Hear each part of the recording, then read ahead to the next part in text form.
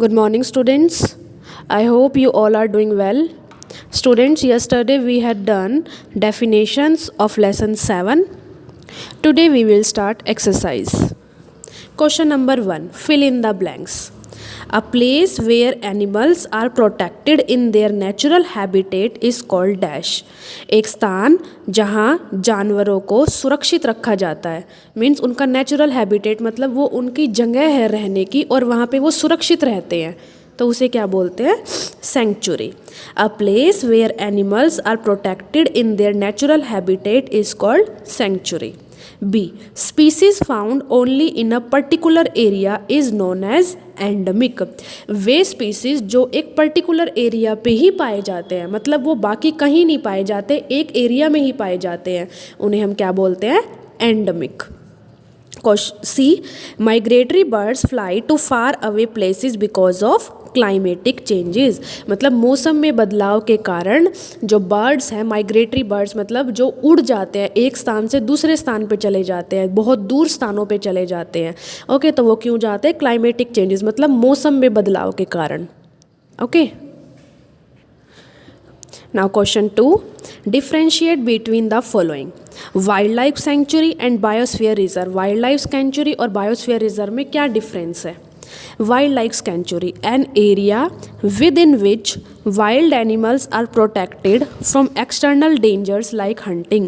मतलब वह क्षेत्र जहाँ पे जंगली जानवरों को सुरक्षित रखा जाता है बाहर के खतरों से, जैसे शिकार से, इन सब खतरों से उन्हें सुरक्षित रखा जाता है. ओके, तो वो कौन सा एरिया होता है? Wild life sanctuary.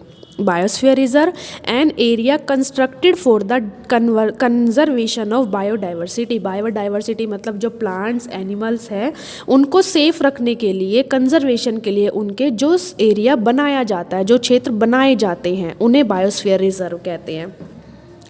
Adequate habitat and protection are provided for the wild animals living in a sanctuary. एक सेंचुरी में जो वाइल्ड एनिमल्स रहते हैं उनके लिए रहने का स्थान भी मतलब वहाँ पे एडिक्वेट होता है, मतलब उनके लिए पर्याप्त होता है और उनको वहाँ पर प्रोटेक्ट भी किया जाता है, उनका बचाव भी किया जाता है. इसका एग्जाम्पल क्या है? Corbett national park. Biosphere reserve, several right forms like plants, animals and microorganism conservations are possible in a reserve. जो बायोस्फीयर रिजर्व होता है उसमें प्लांट्स, एनिमल्स, माइक्रो ऑर्गेनिज्म सभी को कंजर्वेशन किया जा सकता है, मतलब सभी का बचाव किया जा सकता है. ओके, तो इसका क्या एग्जाम्पल है? Nilgiri biosphere reserve. Wildlife sanctuary, an area within which wild animals are protected from external dangers like hunting. Adequate habitat and protection are provided for the wild animals living in a sanctuary. Example, Corbett National Park. Biosphere reserve, an area constructed for the conservation of biodiversity. Several life forms like plants, animals and microorganism conservation are possible in a reserve. Example, Nilgiri Biosphere Reserve.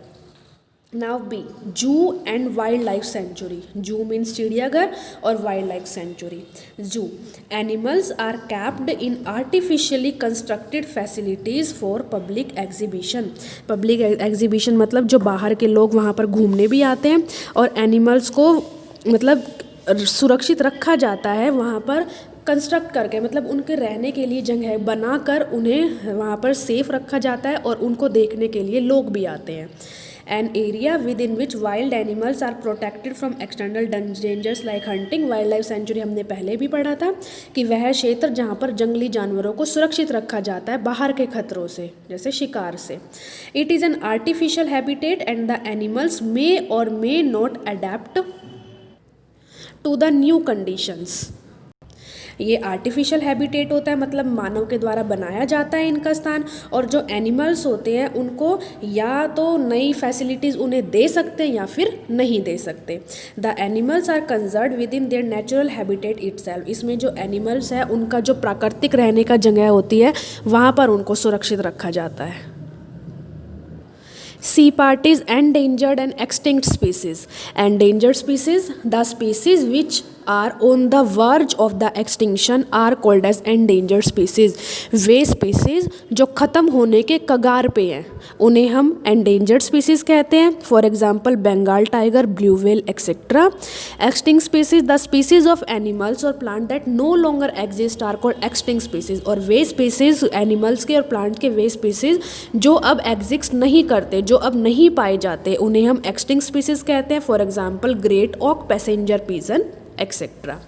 D. Flora and fauna. Flora, it is the collective name for the plant life of a particular area. एक particular area पे जितने भी plant पाए जाते हैं, जितने भी plant की life होती है, उसके collection को, मतलब उन्हें collectively क्या बोलते हैं? Flora. For example, spurge and hogweed from the Nilgiris region. Nilgiri region में जो spurge और hogweed के जो plants हैं उनको हम क्या बोलते हैं? Flora. फोना, it is the collective name for the animal life from a particular area. एक एरिया पे जितने भी एनिमल्स प्रेजेंट होते हैं उसे हम फोना बोलते हैं। For example langur tiger tahr from the Nilgiris animal region. Nilgiri region में लंगूर, टाइगर, थार जितने भी एनिमल्स हैं उनको क्या बोलते हैं? फोना। Okay, so students your homework is do question 1 in book and question 2 in your science fair notebook of lesson 7। Thank you.